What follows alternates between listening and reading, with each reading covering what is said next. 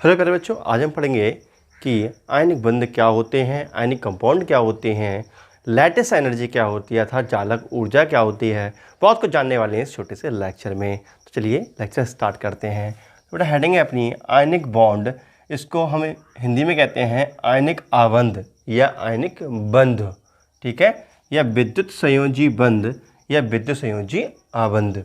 एक ही बात होती है, आबंध कहो या बंध एक ही बात होती है, ठीक है। तो आज हम पढ़ने वाले हैं आयनिक बंध या विद्युत संयोजी बंध के बारे में। दोनों एक ही बात होती है। तो बेटा ये जो आयनिक बॉन्ड होते हैं इसकी व्याख्या सबसे पहले कोसेल नामक साइंटिस्ट ने की थी। चाहो तो ये पॉइंट लिख सकते हो, उसका समझाएंगे आपके लिए। इसकी व्याख्या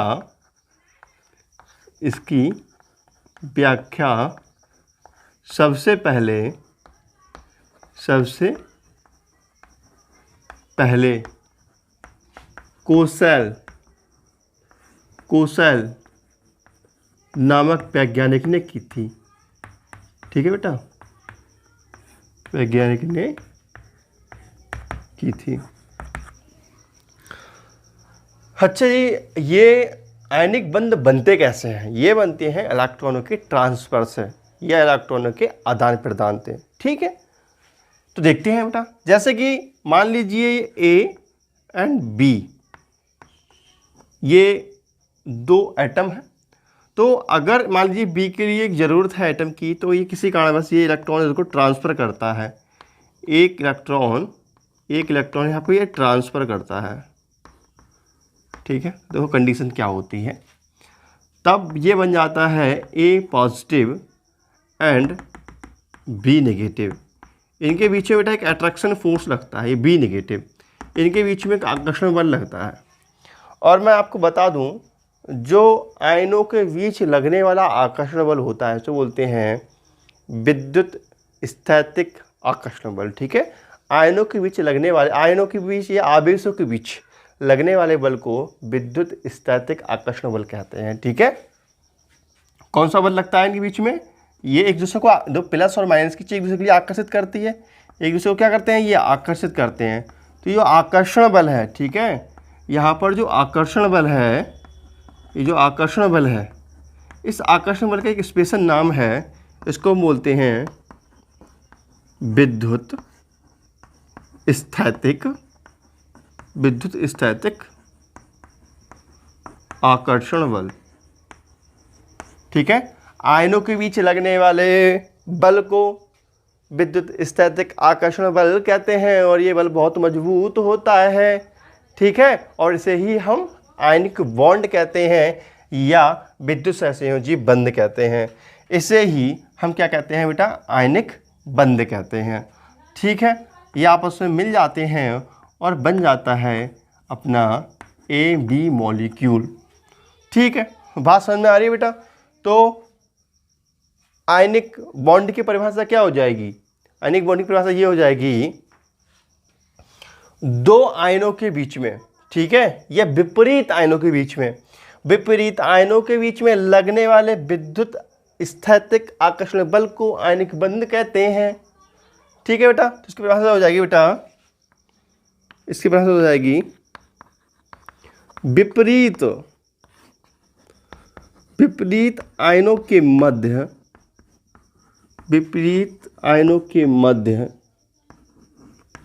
लगने वाले विद्युत स्थैतिक आकर्षण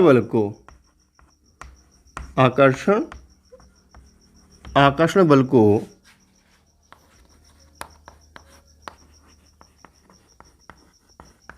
आयनिक बंध या विद्युत संयोजी बंध कहते हैं,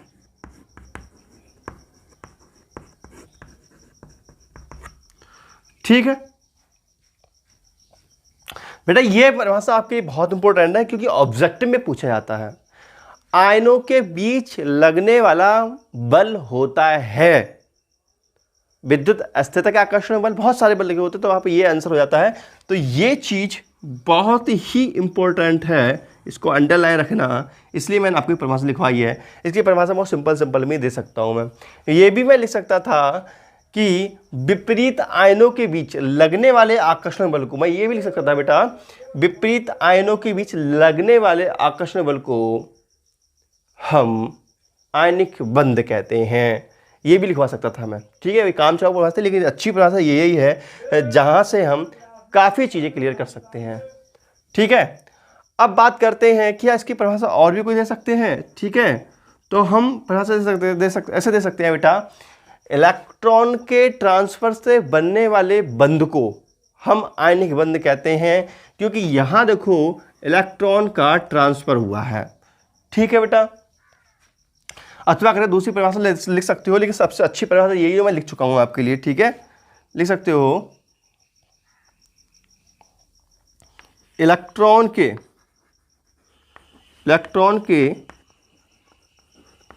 ट्रांसफर से बनने वाले बंध को आयनिक बॉन्ड कहते हैं, ठीक है बेटा। इलेक्ट्रॉनों के ट्रांसफर से बनने वाले बंध को हम क्या कहते हैं, आयनिक बंध कहते हैं, ठीक है। समझ में आ गया बेटा आप लोगों के लिए। अब आप जितना मैंने आपके समझाया है इतना आप छाप लीजिए, फिर और अगले की बातें मैं आपको बताऊंगा, ठीक है बेटा। क्लियर है, अभी बहुत चीज़ समझाने वाले हैं हम आपके लिए, छपाई करो इतने की।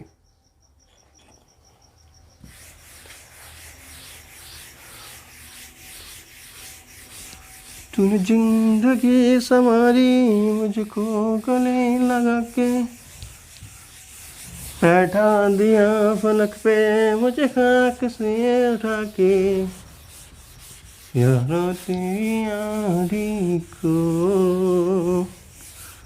तुझको ना माना। देखो बेटा, देखो कोई भी परमाणु दूसरे परमाणु को इलेक्ट्रॉन ट्रांसफर करके, जितने इलेक्ट्रॉन ट्रांसफर करके आयनिक बंध बनाता है, वो इलेक्ट्रॉनों की संयोजकता, उसकी इलेक्ट्रॉनों की संख्या उसकी संयोजकता कहलाती है। जैसे एग्जाम्पल समझो इस बात के लिए, ठीक है ना। जैसे इस बात के लिए समझो, मैं इलेक्ट्रोवैलेंस समझा रहा हूँ आपके लिए, एक तरीके से समझो बेटा। देखो जैसे Na है, ठीक है, NaCl का फॉर्मेशन होना है, तो कैसे होता है, Na एक इलेक्ट्रॉन का ट्रांसफ़र करता है, Na क्या करता है, इसको एक इलेक्ट्रॉन का ट्रांसफ़र करता है, तो बनता है यहाँ पर Na+ और Cl नेगेटिव, ठीक है। इनके बीच में क्या होता है, अट्रैक्शन होता है, ठीक है। इनके बीच में क्या होता है बेटा, अट्रैक्शन होता है, जिसे हम क्या कहते हैं, इस यहाँ पे कौन सा बल लगता है, विद्युत स्थैतिक आकर्षण बल, जिसे हम क्या कहते हैं, जिसे हम बोलते हैं आयनिक बॉन्ड, ठीक है ना। आपस में इस स्थैतिक बल के कारण ये आपस में कनेक्ट हो जाते हैं, एकदम जुड़ जाते हैं, और फॉर्मेशन हो जाता है प्यारा सा क्यूट सा अपना NaCl का, ठीक है ना। तो यहाँ हमने देखा कितने इलेक्ट्रॉनों का ट्रांसफ़र हुआ, एक इलेक्ट्रॉन का ट्रांसफ़र हुआ, तो हम कहें कि इसकी Na की विद्युत संयोजकता कितनी होती है, तो आप कहेंगे एक होती है। ना आप प्लस का एक कहेंगे, ना माइनस का एक कहेंगे, क्योंकि यहाँ संयोजकता का मतलब सिर्फ इलेक्ट्रॉनों के ट्रांसफ़र हुए संख्याओं से है, ठीक है। इलेक्ट्रॉन लिया हुआ या दिया हुआ की बात हो रही है, तो हम कह सकते हैं कि कोई भी परमाणु जितने इलेक्ट्रॉन लेता या देता है, उनकी संख्या को हम विद्युत संयोजकता कहते हैं, ठीक है बेटा। तो यहाँ पर Na और Cl, ठीक है, यहाँ पर, ठीक है, Na तथा Cl की जो विद्युत संयोजकता है, विद्युत संयोजकता एक होगी, ना प्लस की और ना माइनस की, सिर्फ और सिर्फ एक होगी, क्योंकि संयोजकता इलेक्ट्रॉनों की संख्या को रिप्रेजेंट करता है कि कितने इलेक्ट्रॉन दिए या लिए गए हैं, ना कि यहाँ पर नेचर को, प्लस या माइनस को। ठीक है, क्लियर हो रहा है बिल्कुल। चलो और देखते हैं बेटा क्या था एग्जाम्पल इस चीज़ का। देखते हैं MgCl2 का फॉर्मेशन देखते हैं इसी प्रकार। ठीक है, देखो जैसे कि मान लीजिए Mg है और Cl2 बनाना है तो 2 Cl ले लो। ठीक है, तो Mg एक इलेक्ट्रॉन इसको देता है और एक इलेक्ट्रॉन इसको देता है। इस प्रकार जो हमारा प्यारा सा क्यूट सा कौन है, Mg है, इसके 2 इलेक्ट्रॉन निकल चुके हैं तो ये बन जाता है Mg2+। ठीक है बेटा, उसके बाद 2Cl नेगेटिव। ठीक है, 2Cl नेगेटिव, Cl दो, एक Cl का इलेक्ट्रॉन यहाँ नेगेटिव बनेगा, 2 होगा तो 2 Cl नेगेटिव। क्लियर। अब क्या होते हैं, ये आपस में कनेक्ट होते हैं और बन जाता है प्यारा सा MgCl2। ठीक है, तो यहाँ पर ये दोनों आकर्षित होते हैं, वो आकर्षण बल कहलाता है विद्युत स्थैतिक आकर्षण बल, और उसको हम कहते हैं आयनिक बंध। यहाँ हम देख रहे हैं Mg की संयोजकता कितनी है, प्लस की 2 है। ऐसा गलत बोल रहे हैं, प्लस की नहीं बेटा, सिर्फ 2 है। संयोजकता प्लस की नहीं होती ना माइनस की होती है, हमेशा 2 होती है। ठीक है, तो यहाँ पे बेटा 2 चार्ज है तो संयोजकता 2 होगी, माइनस पे 1 चार्ज है तो संयोजकता 1 होगी। ठीक है, यहाँ ठीक है, यहाँ मैग्नीशियम की विद्युत संयोजकता विद्युत संयोजकता 2 तथा Cl की विद्युत संयोजकता 1 है, 1 है। ठीक है बेटा, इतना क्लियर हो गया। तो आयनिक बॉन्ड के फॉर्मेशन में प्रत्येक एटम जितने इलेक्ट्रॉनों का लेना या देना अर्थात आदान प्रदान करता है उसी को ही हम इलेक्ट्रोवैलेंसी या वैद्युत संयोजकता कहते हैं। ठीक है बेटा, समझ में आई बात। या चाहो तो एक हेडिंग ला सकते हो वैद्युत संयोजकता और उसकी डेफिनेशन लिख सकते हो। वैसे इसी में लिख लो तो भी कोई दिक्कत नहीं है, इसी में लिख लो या हेडिंग डाल लेना। ठीक है, जैसी आपकी इच्छा हो। तो हम लिख सकते हैं कि आयनिक बॉन्ड के फॉर्मेशन में, आयनिक बॉन्ड का फॉर्मेशन होता है बेटा, आयनिक बॉन्ड तो बना रहे हैं हम लोग। ठीक है, आयनिक बॉन्ड के फॉर्मेशन में या आयनिक कंपाउंड के फॉर्मेशन में बात एक ही है। ठीक है, आयनिक बॉन्ड के फॉर्मेशन में, आयनिक बॉन्ड के फॉर्मेशन में जितने इलेक्ट्रॉनों का ट्रांसफर होता है या लेन देन होता है या आदान प्रदान होता है, कोई दूसरे को, जैसे मैं किसी को आपको कोई चीज़ दे रहा हूँ तो मैं देने वाला और आप लेने वाले। ठीक है, तो उसमें क्या हो गया बेटा, आदान प्रदान भी कह सकते हो या ट्रांसफर भी कह सकते हो। ठीक है, तो आयनिक बॉन्ड के फॉर्मेशन में जितने इलेक्ट्रॉनों का ट्रांसफर होता है या जितने इलेक्ट्रॉनों का लेन देन होता है, ठीक है, जितने इलेक्ट्रॉनों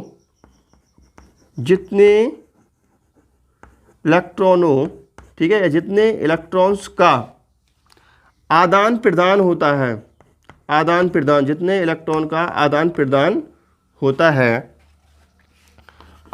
होता है उनकी संख्या को इलेक्ट्रोवैलेंसी, उनकी संख्या को इलेक्ट्रोवैलेंसी या विद्युत संयोजकता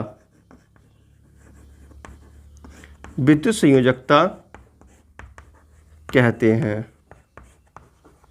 इलेक्ट्रोवैलेंसी या विद्युत संयोजकता कहते हैं। मुझे उम्मीद है आपको यहाँ तक का दिखता होगा बेटा। ठीक है, क्या कहते हैं, इलेक्ट्रोवैलेंसी या विद्युत संयोजकता कहते हैं। ठीक है, क्लियर हो गया इतना आपके लिए। तो एक बात और लिखेंगे, जो संयोजकता होती है बच्चों, जो संयोजकता होती है वो प्लस या माइनस चिन्ह के साथ नहीं लिखी जाती है, क्योंकि संयोजकता एक पूर्ण संख्या होती है, अर्थात इलेक्ट्रॉनों का आदान प्रदान को प्रदर्शित करती है। ठीक है, ये चीज नोट हो गई आप लोगों के लिए। चलो देखो बेटा, संयोजकता किसी परमाणु की संयोजकता या संयोजकता लिख सकते हो, ठीक है बेटा। चाहे किसी परमाणु की संयोजकता लो तो खाली चाहे संयोजकता लिख लो, ठीक है। देखो बेटा, संयोजकता प्लस या माइनस चिन्ह के साथ नहीं लिखी जाती है, नहीं लिखी जाती है, क्योंकि संयोजकता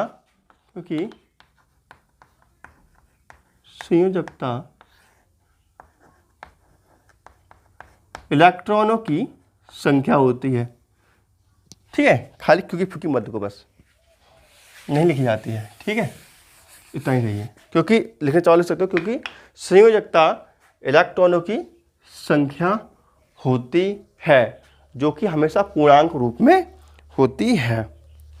बात समझ में आई? अच्छा, एक बात और समझो बेटा, आपके लिए जब ये चैप्टर स्टार्ट किया गया था और चैप्टर का नाम अपना क्या था बेटा? बंध, ठीक है, बंध या केमिकल बॉन्डिंग। तो आपको बताया गया था कि जब भी कोई बंध बनता है तो सदैव ऊर्जा रिलीज होती है या एनर्जी निकलती है। किसी भी बॉन्ड के फॉर्मेशन में हमेशा हमेशा हमेशा ऊर्जा रिलीज होती है या ऊर्जा निकलती है। तो वही बात यहाँ आयनिक बॉन्ड में भी लागू होती है, ठीक है।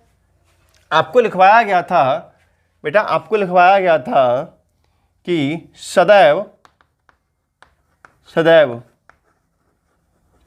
बॉन्ड के फॉर्मेशन में मतलब बंध के निर्माण में, ठीक है, सदैव बंध के निर्माण में एनर्जी रिलीज होती है या ऊर्जा मुक्त होती है, निकलती है, ऊर्जा मुक्त होती है। अर्थात आयनिक बॉन्ड के फॉर्मेशन में भी, आयनिक बॉन्ड के फॉर्मेशन में भी एनर्जी रिलीज होती है या ऊर्जा मुक्त होती है, ठीक है बेटा। जिससे हम क्या कहते हैं, देखो हम क्या कहते हैं बताएंगे आपके लिए। अब समझो बेटा, अब हम आपको पढ़ा रहे हैं लैटिस एनर्जी पे आ रहे हैं हम हल्के हल्के, ठीक है। तो देखो लैटिस एनर्जी स्टार्ट कर रहे हैं, ठीक है बेटा। चाहो तो हेडिंग डाल सकते हो। वास्तव में ना ये सारे टॉपिक एक दूसरे मिले जुले हैं, तो इसलिए हेडिंग डालने का कोई फायदा नहीं है यहाँ पे। लैटिस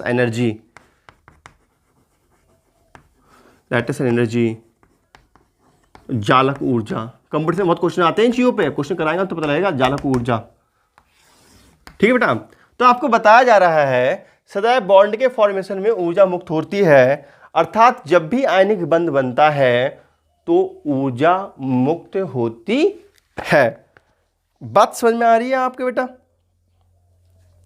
ठीक है, तो इसके नीचे लिख लेना, ठीक है, इसके नीचे लिख लेना, यहाँ फिर से लिख लेना चाहो तो यहाँ लिख सकते हो बेटा, फिर से लिख लो यहाँ पे, आयनिक बॉन्ड के बिना दैट का लिख लो, ठीक है, ये लिख सकते हो। विदाउट दैट हम जानते हैं कि विदाउट दैट आयनिक बॉन्ड के फॉर्मेशन में, आयनिक बॉन्ड के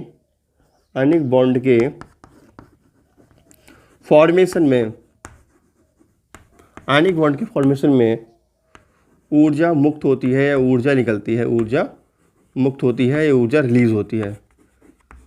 कोई सा भी बॉन्ड हो बेटा, ये कंडीशन तो हमेशा लगेगी, ठीक है। देखो ध्यान समझना बात को बेटा। देखो कोई भी हम काल्पनिक यहाँ पे अणु ले रहे हैं, वो ले रहे हैं, आयंस ले रहे हैं, या हम सोडियम ले ले, चलो बेटा। देखो ये सोडियम का एक आयन है, ठीक है, जो गैस स्टेट में है, प्लस Cl नेगेटिव, ठीक है बेटा, Cl नेगेटिव आयन है, ठीक है, ये भी गैस स्टेट में है। जब आपस में ये कंबाइंड करते हैं तब क्या बनता है, तब बनता है NaCl। क्या बनता है बेटा, NaCl, ठीक है। क्या बनता है बेटा, NaCl बनता है, जो कि सॉलिड फॉर्म में होता है। तो ध्यान दो बेटा, ये ऐसा माना जाता है कि ये जो आयन है ये अनंत दूरी पर रखे हुए हैं। गैसीय आयन कैसे हैं, अनंत दूरी पर। वास्तव में अनंत दूरी पर नहीं होते हैं। मान लीजिए 1 सेंटीमीटर दूरी पे है तो उसको हम अनंत दूरी मान लेते हैं, क्योंकि आयन जो है छोटे होते हैं ना, इसलिए। तो बेटा मान लीजिए अनंत दूरी पर है। अब ये आयन अनंत दूरी से आ करके आपस में कंबाइंड करते हैं। गैसीय आयन है और आपस में कंबाइंड करते हैं। जब आपस में ये मिलते हैं तब अपनी एनर्जी का ह्रास करते हैं, कुछ ऊर्जा यहाँ से रिलीज करते हैं, और उस ऊर्जा का नाम होता है बेटा लैटिस एनर्जी। क्या होता है, लैटिस एनर्जी। लैटिस एनर्जी या जालक ऊर्जा, जालक ऊर्जा। समझ में आई आप लोगों की बेटा बात, जालक ऊर्जा क्या होती है, ठीक है। और ये हम कितना बनाएंगे, 1 मोल NaCl, 1 मोल NaCl, ठीक है बेटा। 1 मोल एक मात्रा होती है, आपको फर्स्ट चैप्टर में पढ़ाएंगे अभी आपको, ठीक है। तो कुल मिला के आप कह सकते हो कि जब जो गैसीय आयन होते हैं, जब गैसीय विपरीत आयन, ठीक है, अनंत से पास आकर के 1 मोल सॉलिड का या 1 मोल लवण का फॉर्मेशन करते हैं, तब जो ऊर्जा मुक्त होती है उससे जालक ऊर्जा कहा जाता है, ठीक है बेटा। समझ में आई। हमने क्या माना है कि ये सोडियम आयन गैसीय स्टेट में है और क्लोरीन आयन गैसीय स्टेट में है। ये अनंत दूरी पर रखे हैं, पास आते हैं, NaCl का फॉर्मेशन करते हैं और 1 मोल NaCl बनता है। तब कुछ जो एनर्जी रिलीज होती है उसको हम जालक ऊर्जा या लैटिस एनर्जी कहते हैं, ठीक है बेटा।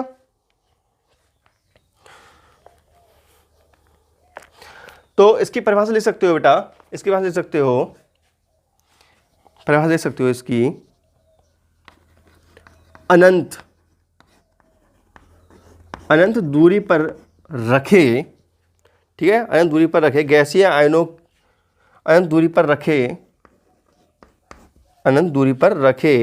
गैसीय आयनों को मिलाकर, अनंत दूरी पर रखे गैसीय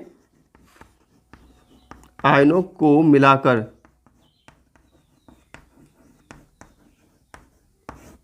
जब 1 मोल सॉलिड का फॉर्मेशन करते हैं, मिलाकर जब 1 मोल साल्ट का फॉर्मेशन करते हैं या सॉलिड का फॉर्मेशन करते हैं, ठीक है। 1 मोल सॉलिड का फॉर्मेशन करते हैं, ये बनाते हैं, फॉर्मेशन करते हैं, तब जो ऊर्जा मुक्त होती है, उसे लैटिस एनर्जी कहते हैं, और इसे लिख सकते हो बेटा, और इसे U से प्रदर्शित करते हैं, ठीक है। कैसे प्रदर्शित करते हैं बेटा, इसे U से प्रदर्शित करते हैं, ठीक है।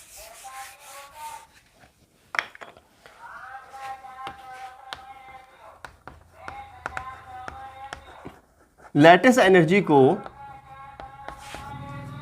जबरदस्ती आम का अचार बेच रहा है, भैया ना लेना है तो जबरदस्ती कर रहा है, आम का अचार ले लो, प्लान ना दे रहा है बंदा यार, है आ रही तो आवाज, बेच रहा है बाहर, आम का अचार ले लो है ना। लैटिस एनर्जी को -U से प्रदर्शित करते हैं, ठीक है बेटा। वैसे वास्तव में U से ही करते हैं, लेकिन एनर्जी निकलती है तो इसको -U लगा सकते हैं, यहाँ पर -U से प्रदर्शित करते हैं, ठीक है, U से प्रदर्शित करते हैं, यूज से प्रदर्शित करते हैं। आप सोचेंगे सर लैटिस एनर्जी क्यों पढ़ा रहा है, क्या यूज है, इसका काफ़ी यूज है, वो आपको अगले समझ में आएगा। ठीक है, तो लैटिस एनर्जी समझ चुके हैं बेटा। जब आप लैटिस एनर्जी समझ गए हैं तभी आप बॉर्न-हाइवर साइकिल समझ पाएंगे, अन्यथा वो आपको समझ में नहीं आएगी। ठीक है, तो लैटिस एनर्जी कितनी निकल रही है, लैटिस एनर्जी कितनी रिलीज हो रही है, यहां से कितनी निकल रही है, ये मापन करना संभव नहीं है, इसका डायरेक्टली मेजरमेंट संभव नहीं है, लेकिन इनडायरेक्टली हम निकाल सकते हैं। वो तरीके का नाम है बॉर्न-हाइवर साइकिल। तो बॉर्न-हाइवर साइकिल क्या होता है बेटा, इसको नेक्स्ट लेक्चर में समझते हैं, क्योंकि वीडियो अभी लंबा हो जाएगा, आज बता दिया तो ठीक है। तो नेक्स्ट लेक्चर का जो अपना नाम है उसका नाम है बॉर्न-हाइवर साइकिल। ठीक है, बोलते हैं हिंदी में बॉर्न-हाइवर चक्र। ठीक है, तो ये लेक्चर जो होगा नेक्स्ट में होगा, क्योंकि अगर आज करा देंगे तो वीडियो लंबा हो जाएगा। ठीक है, तो फिर मिलते हैं बेटा नेक्स्ट वीडियो में। तब तक के नमस्कार, जय हिंद, वंदे मातरम, बाय बाय बेटा।